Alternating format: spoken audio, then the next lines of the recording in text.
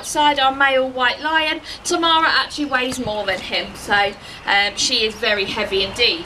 Like I said, she has to be super heavy and super stocky because out in the wild these guys would actually be solitary animals, and if she had a baby she would actually have to look after very often, but if they really do feel threatened they will use it. You can see that Tomoko here is making short work of that sweet potato.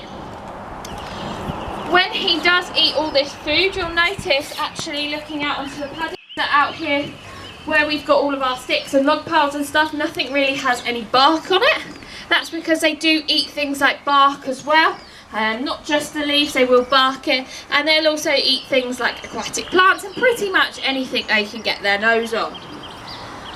So going back to this bit on the back of their neck, so does anyone know or have any idea who might try and predate these guys? So who might try and eat them? Jaguar. Jaguar, yes, you are correct. So jaguars are very small compared to these guys. They're very small in size, so they should not take down a healthy tapir, but they will take down a sick, injured, young, or anything like that. But our guys should be super safe because they are so healthy. But jaguars actually hunt quite differently to most cats. So most cats actually go for under their neck. And the reason that they do that is to actually suffocate their prey. But jaguars are a little bit different. They actually go for the back of the neck. And the reason that they do that is to actually take out the vertebrae in the back of their neck to paralyse their prey so that they don't have to use up lots of energy.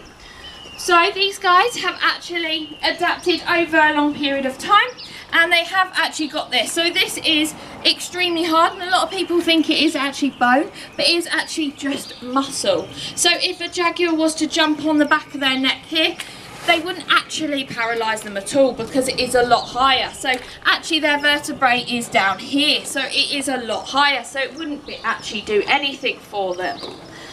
But obviously if a jaguar was to jump on their back, that's just going to make the tapirs angry.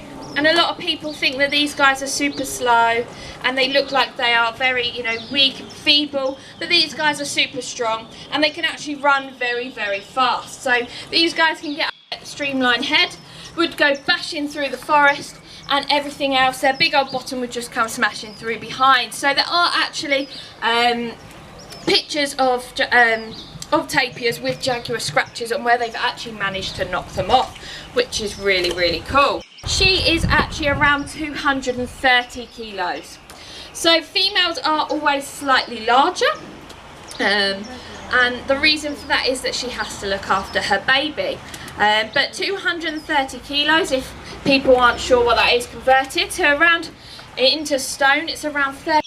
But that is really good for biodiversity because you've seen how much Tomoko has eaten, and we haven't taken out any seeds of that. So if they were to go to the toilet in the water, obviously that's going to get washed downstream and replanted up onto the bank. So they are basically really large seed dispersers. So that actually does really help with biodiversity and actually replanting so many plants, which is really cool.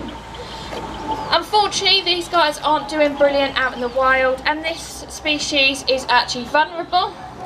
But the other three species are all actually endangered, and that is due to habitat loss, unfortunately, and also things like fragmentation. So that means that basically parts are being cut down, and then something's been built in the middle, so tapirs can't actually get to each other. A lot of these guys are actually being hit by lorries as well, which is really, really difficult because that actually causes a lot of human-animal conflict because those lorries do cost a lot of money, and obviously the tapirs are amazing as well, so it's really difficult. But there are a few things that you can do to help. So when you are consuming palm oil, it is pretty much in everything, but you can look at actually if it's sustainable. So if you are going to eat palm oil, just make sure it is sustainable. One of the other things you can do is if you are buying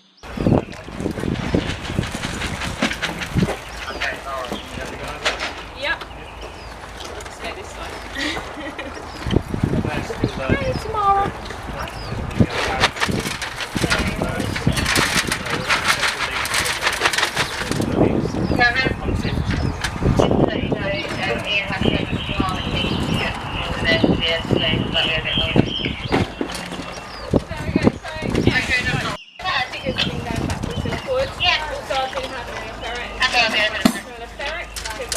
sensitive steps to smell.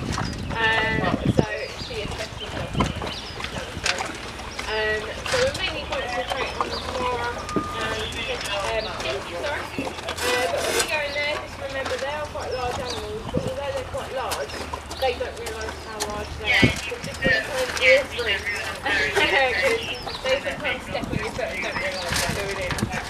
So yeah, but what we do is we've got Tamara.